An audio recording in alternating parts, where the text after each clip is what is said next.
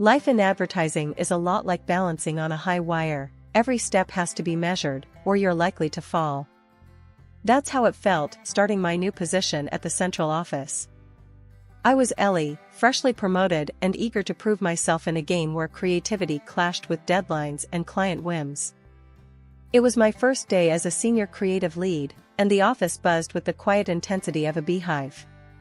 My desk was a clean slate, sprinkled with welcoming notes from some of my new team members.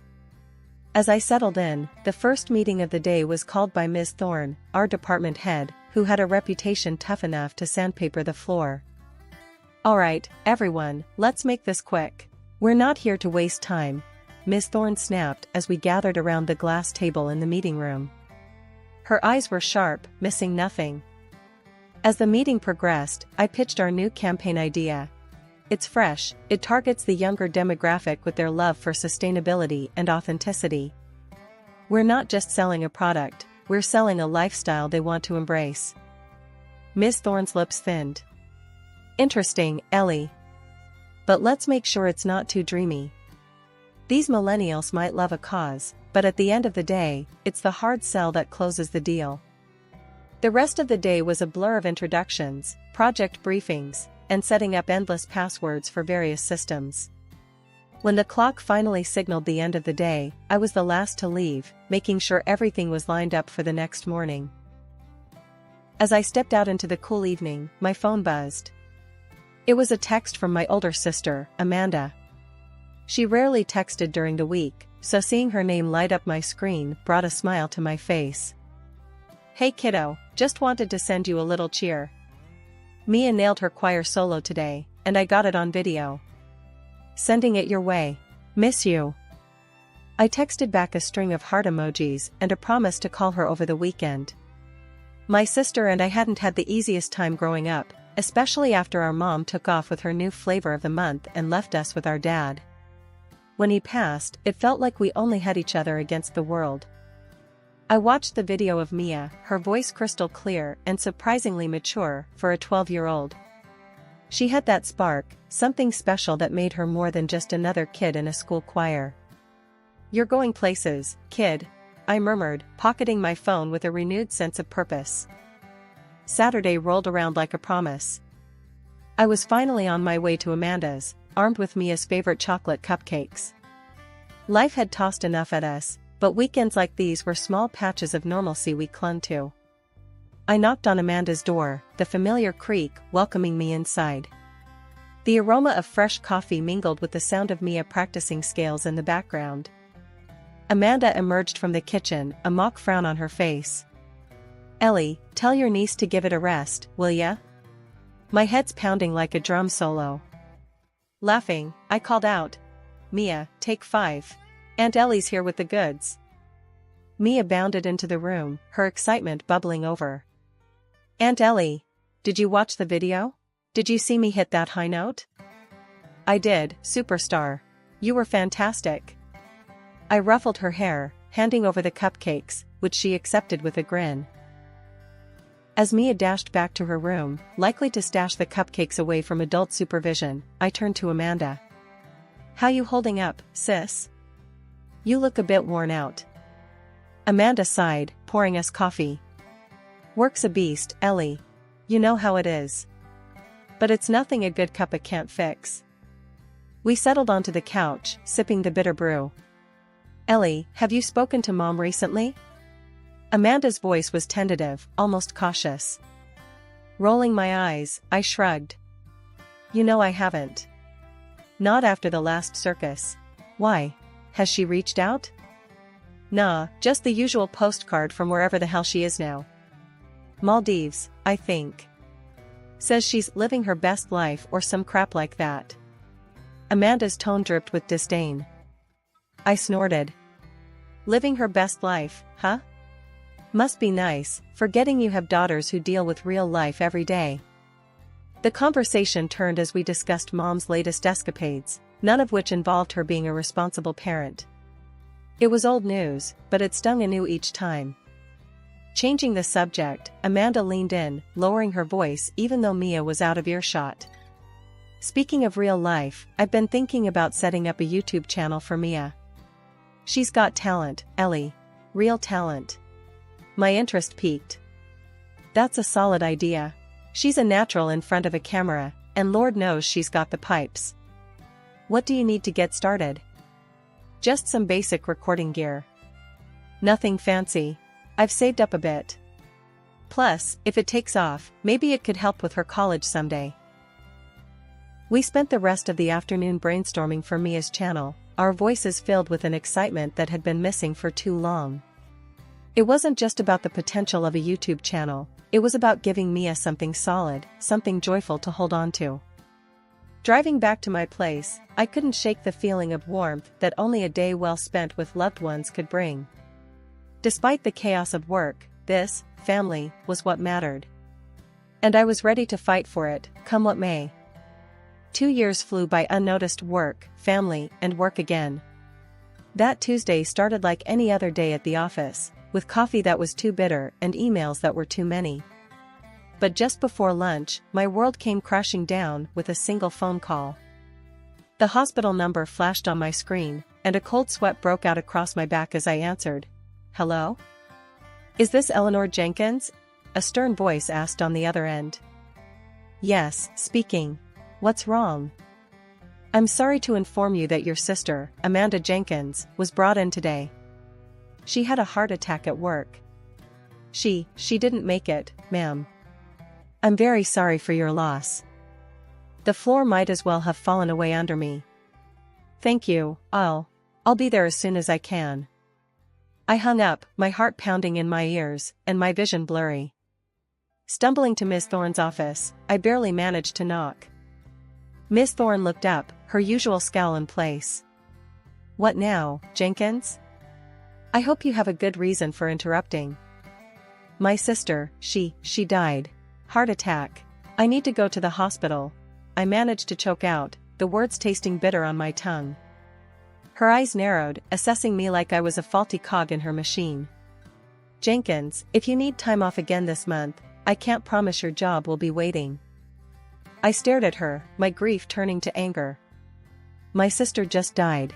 I'm going, whether my job's here or not. Without waiting for her response, I turned and left her office, her sharp voice calling after me. Think about your career, Jenkins. I didn't stop, didn't look back. Grabbing my purse, I bolted from the building and hailed a cab, the hospital address spilling from my lips like a prayer. At the hospital, I was a zombie, signing papers I didn't read, nodding to words I didn't hear. It was over. She was gone. And then the hardest part came, telling Mia.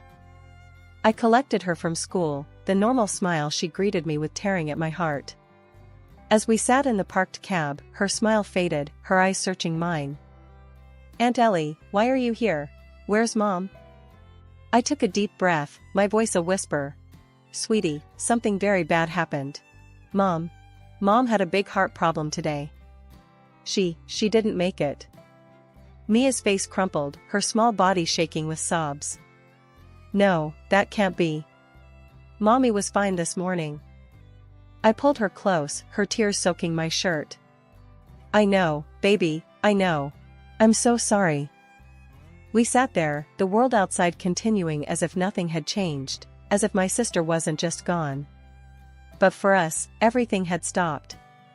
The cabbie, bless his heart, did not bother us and even turned off the meter. Later, we went back to Amanda's house, a place now hollowed by her absence. I tucked Mia into bed, the silence oppressive. That night, I didn't sleep. I sat in the living room, surrounded by reminders of my sister, the weight of my new reality pressing down on me. The next morning, I had to make the call I dreaded most. My fingers were stiff as I dialed our mother's number, the phone heavy in my hand. She picked up on the third ring. Yes? Mom, it's Ellie. Amanda died yesterday. Heart attack. There was a pause, and then, oh, well, I'm on vacation. What do you expect me to do? Her words were like ice. I thought you should know. The funeral will be next week. Another pause. I see. Was there a will? Anything left behind? I clenched my teeth, anger flaring. That's all you have to say? What do you want from me, Eleanor? I have my own life. Yeah, I can see that. Don't worry about the funeral. You won't need to disrupt your precious vacation. I hung up, the phone shaking in my hand. That was it then. I was all Mia had now. And I'd be damned if I let her down like our mother had us. The funeral was last Thursday. It was as simple and quiet as Amanda herself had been. Not many people, just close friends and family, well, minus our mother, who couldn't be bothered to show up. Since then, every day has been a sprint through a maze of legal paperwork for Mia's custody and endless school runs. I've been burning the candle at both ends, trying to keep my job at the agency while being there for Mia.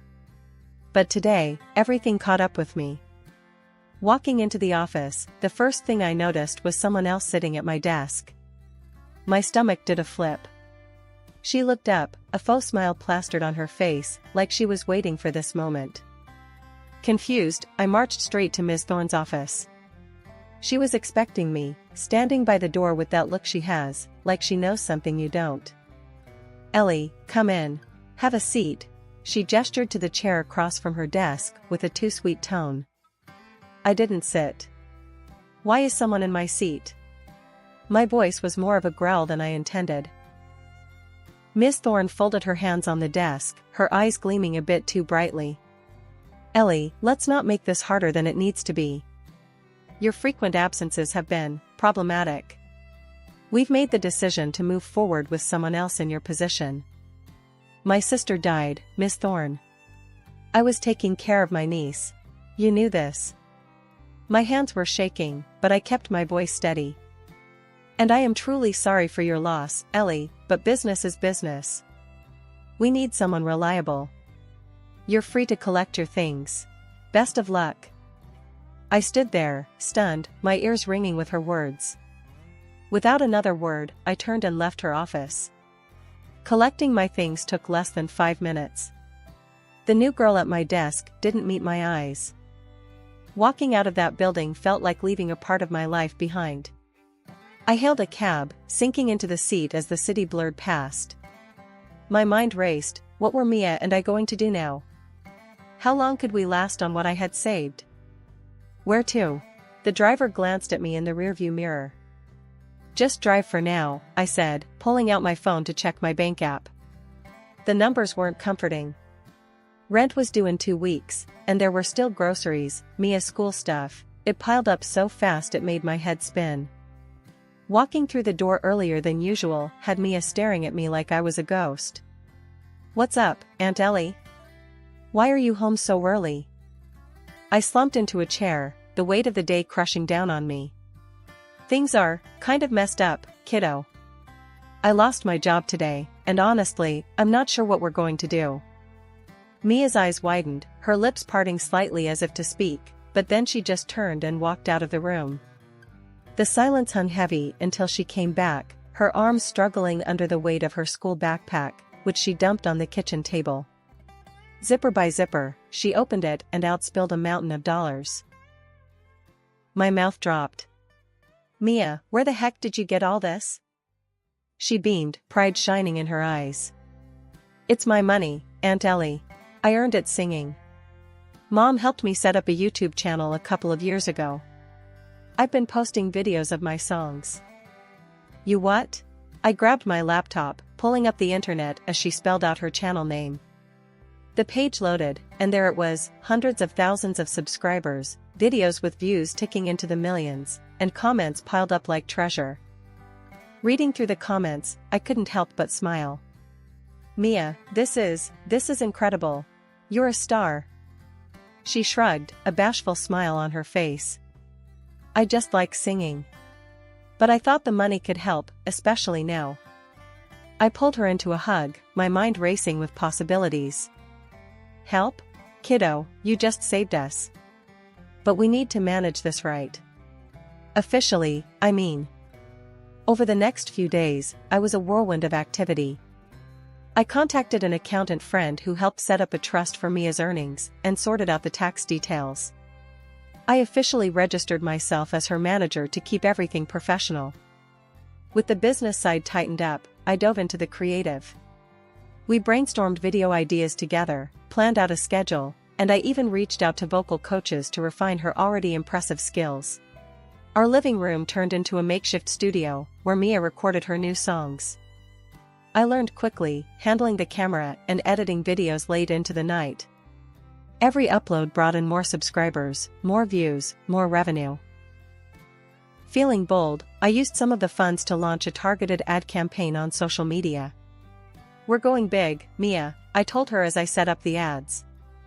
"Let's show everyone what you've got." Mia's next video blew up bigger than we could have imagined. It was a cover of a popular song, her voice adding a depth that the original lacked. Comments poured in, praising her unique style and emotional delivery. As her manager, I kept my eye on the business side, ensuring Mia stayed grounded and focused on her schoolwork too. "We gotta keep things balanced, Mia. School's just as important." A few months later, Mia was invited to perform at a city concert, sharing the stage with local artists who were household names. Watching Mia step onto the stage, her confidence blooming under the spotlight, was a moment of pure joy. It had been a few months of smooth sailing. Mia's channel was thriving, and we were starting to see real stability. Just as I was beginning to relax, a curveball slammed into us. I got a notification that nearly knocked the wind out of me. My mother was filing for custody of Mia. I stared at the screen, disbelief coursing through me. After all these years, now she shows up? And for what? Money, obviously. It boiled my blood just thinking about it. I decided to call her, but not without hitting the record button on my phone first. I needed to capture every word. "Hello?" Her voice was as cold as I remembered. "Mom, it's Ellie. I got the notice about Mia. What are you playing at?" There was a pause, and then that all too familiar calculating tone. "Ellie, darling, let's not pretend. I know about Mia's little singing career. Seems like she's going to be quite the cash cow, huh?" I clenched my teeth, keeping my voice steady. "She's a child, Mom. And she's not a ticket to Easy Street. What do you actually want?" Her laugh chilled me. "Straight to the point, I like that. It's simple, really. You give me $300,000, and I'll walk away. If not, my lawyers will take a good hard look at how you've been exploiting her." I couldn't believe what I was hearing. This was extortion, plain and simple. "You won't get a dime from us, Mom. And you won't get Mia either." She laughed again, that terrible sound. "We'll see about that, darling," and then she hung up. The phone call left me reeling, but also crystal clear about what I had to do. I contacted a lawyer, a good one who came highly recommended for family court battles. Sitting down in his office, I laid out everything. "She wants to take Mia away from me, claim I'm exploiting her. It's all about the money for her." I recorded our call. He listened, nodding slightly. "This is good, it's a start. We'll need more, though. Documentation of Mia's career, her schedule, how you manage her earnings. Transparency is our best defense. Everything's been above board. I've kept detailed records and receipts," I reassured him. "Good. And I'll need to talk to Mia, too. She'll likely have to testify about her living conditions and her work." The thought of Mia having to stand up in court made my stomach turn, but I nodded. "I'll prepare her. We'll do whatever it takes." Over the next few weeks, we pulled together everything. Mia's school records, statements from her vocal coach, video logs, financial statements. Mr. Green was thorough, leaving no stone unturned. As the court date loomed, nerves settled in like unwelcome guests. But we were ready. I had to believe that the truth would win out, that the judge would see through my mother's greed. The courtroom was colder than I remembered any place ever being, and the chill wasn't just from the air conditioning. My mother and her new husband sat across from us, looking smug. As the judge called the room to order, my stomach was in knots. My mother was called to the stand first. Her performance was something else, tears, shaky voice, the works. I just want what's best for Mia. My daughter, Ellie, she's been forcing the child to work all hours, exploiting her for money. It's not a life for a young girl. I want to give her the stable home she deserves. Then it was our turn. My lawyer, Mr. Green, was calm and methodical. He laid out Mia's school records, showing her excellent attendance and grades. He presented logs of her work hours, well within legal limits for a child her age, and financial statements proving that the money from Mia's channel went into a trust solely for her use. As you can see, Your Honor, Mr. Green concluded, all allegations of exploitation are baseless. My client has gone above and beyond to ensure the well-being and proper management of her niece's talents and earnings. He then turned on the recording of the phone call I'd made to my mother. The courtroom was dead silent as her voice filled the space, her demand for money and her threats clear as day. My mother's face went white as a sheet when the recording ended. There was murmuring among the spectators. Mia then took the stand, her small voice steady and clear. I love my Aunt Ellie. She's taken care of me, made me feel safe after Mom passed. I want to stay with her. She's my family. The judge nodded, scribbling some notes. After what felt like an eternity, he finally spoke. Given the evidence presented, it's clear that the best interests of the child would not be served by changing her current living arrangements. The petition for custody by Mrs. Linda Jenkins is hereby denied. The gavel hit with a thud that echoed in the suddenly heavy air. My mother stormed out, her husband trailing behind her, both of their faces twisted in anger and defeat. Mia threw her arms around me, her relief palpable. We did it, Aunt Ellie. I hugged her back, my own relief flooding through me. Yes, we did, kiddo. I told you we would. 2 years have passed since the courthouse drama, and they've been the best years of my life. Mia and we've settled into a comfortable rhythm. She's not just thriving, she's shining, singing at concerts, charming thousands on YouTube, and growing up into someone truly special. One lazy Saturday morning, while we were planning out her next video shoot, Mia looked up from her bowl of cereal with a sparkle in her eyes. Aunt Ellie, you know, I've been thinking about college. I want to study music, really learn about it from the inside out. I smiled, handing her a glass of juice. That's a great idea, kiddo. We've got your college fund all set up. Whatever you want to study, you can. Mia's grin widened. Thanks, Aunt Ellie. You always make things possible. Well, that's my job, isn't it? Keeping our dreams on track. I tousled her hair as she giggled, then the conversation shifted, as it often did these days, to more personal matters. So, how are things with Tom? Mia asked, a mischievous twinkle in her eye. I blushed, a smile creeping up on my face. Actually, pretty amazing. We're getting married, Mia. Her eyes went wide. Seriously? That's awesome. Can I be your bridesmaid? Of course, you goof. I wouldn't have it any other way. I chuckled, feeling a warmth spread through me at the thought of the upcoming wedding. Tom had come into my life at a time when I thought all I'd be doing was fighting fires, both at work and home. He brought a sense of peace and joy that I hadn't known I was missing. It felt right, the four of us together, Tom and his son, Mia, and me. As for my mother, word had it that her latest husband had left her after the money ran dry. I felt a pang of something that might have been pity, but Mia brought me back to reality. You okay, Aunt Ellie? She asked, noticing my momentary silence. I squeezed her hand, shaking off the shadows of the past. Yeah, kiddo, I'm just thinking about how far we've come. And how we've got each other, which is all we really need. Mia leaned into my side, a content sigh escaping her. Yeah, we do. And now you've got Tom and Jack, too. It's funny how life works out. 2 years ago, I was scared, unsure of the future, fighting to keep Mia safe and happy.